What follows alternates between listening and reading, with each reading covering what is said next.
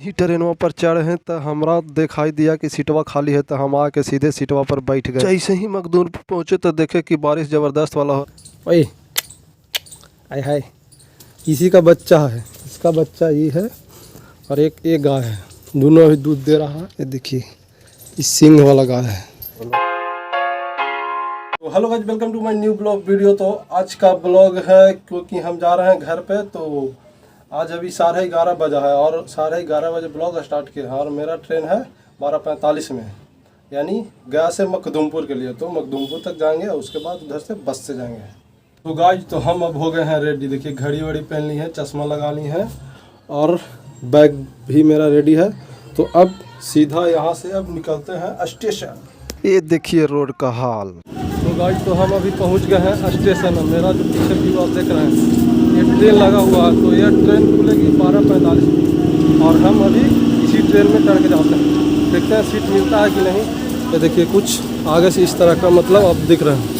जैसे ही ट्रेनवा पर चढ़े हैं तो हमरा दिखाई दिया कि सीटवा खाली है, तो हम आके सीधे सीटवा पर बैठ गए हैं।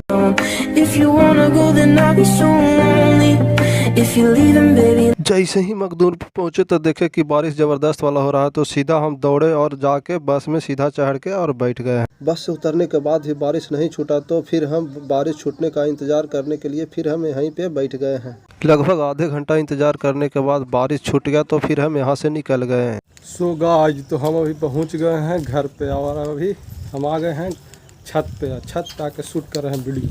छत पर से आप लोग को बाहर का व्यू दिखाते हैं। मतलब हमारा जो घर है ना, जो मतलब गांव के एकदम लास्ट में है।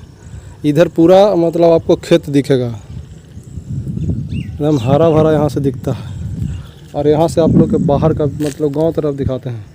ये देखिए, इधर मतलब पूरा गांव है और यही मेरा घर का छत है, आप देख सकते हैं।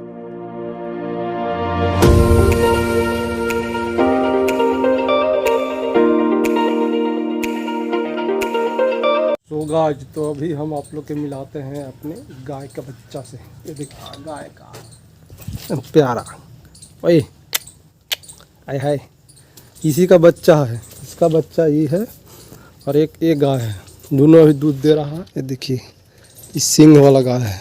लो ये गाय है भाई।